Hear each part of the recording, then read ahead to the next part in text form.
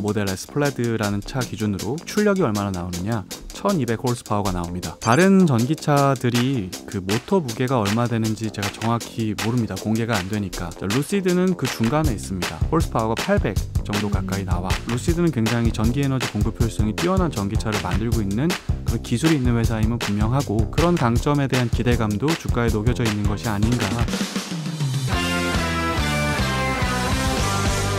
뭐 애플은 한 번도 그렇다고 얘기한 적은 없습니다만은 일단 사람은 뽑아가고 있고 여기저기 소문은 들리고 네. 있고, 애플카에 대해서는 어떻게 전망을 하십니까? 뭐 전망하기엔 너무나 발표한 게 없긴 하지만 이제 인사이더가 애플의 내부자가 25년에 완전 자율주행으로 나올 겁니다 라는 이제 보도가 있었는데요, 블룸버그에서. 그래서 저는 별로 감흥이 없습니다.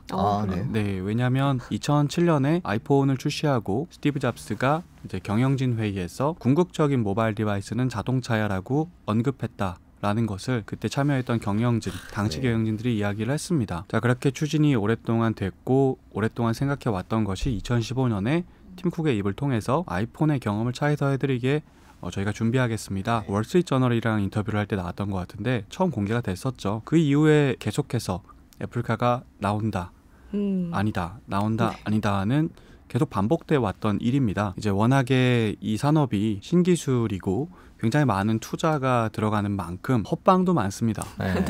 돈이 많이 몰리니까 컨셉만으로도 투자를 받을 수도 있기도 하고, 그런 헛방이 많은 산업이기도 해서 전 제 눈으로 보기 전까지 믿지 않거든요. 테슬라에 대해서도 마찬가지였습니다. 2019년 이전까지는 테슬라를 전기자동차 회사로만 볼 수 밖에 없었기 때문에 제가 확인할 게 많지 않아서, 그러니까 마찬가지입니다. 애플도 눈으로 뭔가 보여줄 수 있는, 제가 확인할 수 있는, 직접적으로 밝히지 않는다면 저는 간접적 데이터를 갖고 판단할 수밖에 없는 거죠. 그러면 간접적 데이터는 그런 겁니다. 자율주행을 하려면 인공지능이 필요하다. 인공지능이 없는 자동차는 지하철과 크게 다를 바 없는 것 같습니다. 정해진 노선을 정해진 작용 반작용으로 움직이는 차는 자율 자동차라고 얘기할 수가 없죠. 그럼 자율 자동차를 하기 위해선 데이터를 확보해야 된다는 걸 계속 말씀드렸습니다.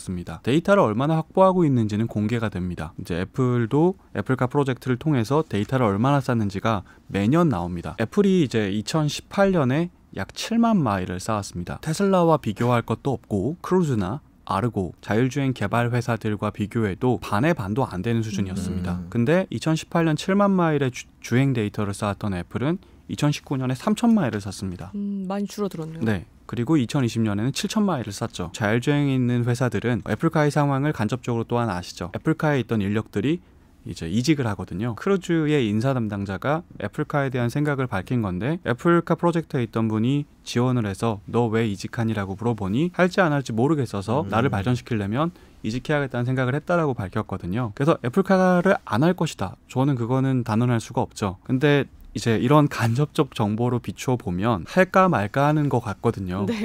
그래서 저의 애플카에 대한 입장은 나온다면 굉장히 재미있을 것 같다.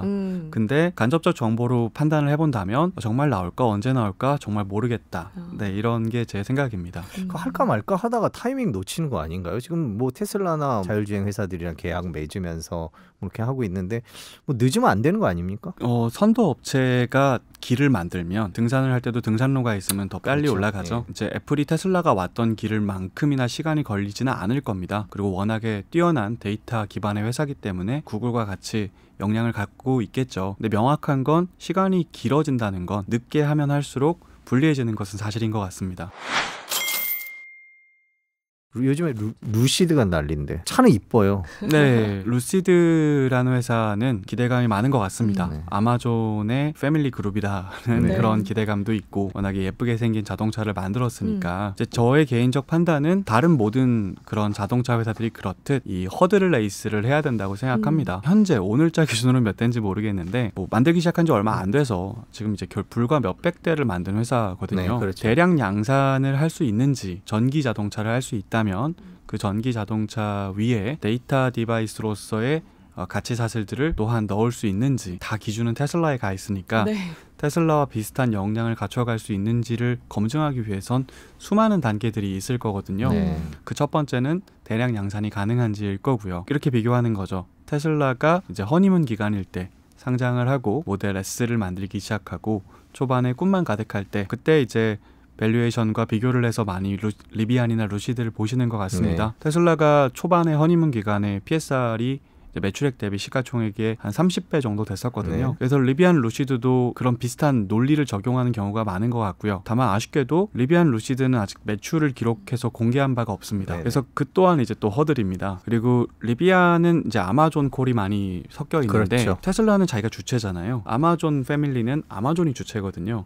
아마존이 연간 70조 이상 쓰고 있는 물류비를 영해 수렴하게 만들기 위한 이동수단을 만들기 위한 보석입니다. 배달 비용을 줄이기 위해서요. 네. 그러면 이제 이건 또 테슬라와는 다른 거거든요. 그래서 조금 검토할 게 많다라고 저는 생각을 하고요. 루시드 같은 경우에는 굉장한 역량을 보여준 부분이 있죠. 자율주행을 하기 위한 컴퓨터가 안에 들어가야 되고 이 컴퓨터는 굉장히 연산 능력이 좋은 칩이 들어가니까 전기를 많이 먹습니다. 자, 전기차가 보통 한 60-70kWh를 배터리를 넣거든요. 컴퓨터가 1시간에 3-4kW를 잡아먹으면 주행거리가 굉장히 짧아집니다. 그러네요. 멀리 못 가겠네요. 그러면은 전기 자동차라는 디바이스의 기본 미덕은 뭐냐면 일단 배터리를 많이 담을 수 있는 그릇이 필요합니다. 이 배터리를 가득 담았으면 여기에 좋은 모터를 넣어야 됩니다. 작은 모터로 큰 힘을 낼 수 있으면 전기를 조금 쓰면서 멀리 가거나 세게 가거나 테슬라는 이 분야에서 압도적이죠. 압도적이죠. 테슬라 모터의 무게가 45kg입니다. 모델 S 플레드라는 차 기준으로 출력이 얼마나 나오느냐? 1200홀스파워가 나옵니다. 다른 전기차들이 그 모터 무게가 얼마 되는지 제가 정확히 모릅니다. 공개가 안 되니까. 근데 모터 무게가 100kg에 근접하지 않을까라는 생각을 해보거든요. 근데 홀스파워가 한 200-300 정도입니다. 자, 루시드는 그 중간에 있습니다. 자기가 계속 자부하죠. 내 모터 무게가 75kg인데 홀스파워가 800 정도 가까이 나와. 루시드는 굉장히 전기에너지 공급 효율성이 뛰어난 전기차를 만들고 있는 그런 기술이 있는 회사임은 분명하고 그런 강점에 대한 기대감도 주가에 녹여져 있는 것이 아닌가라고 생각을 합니다.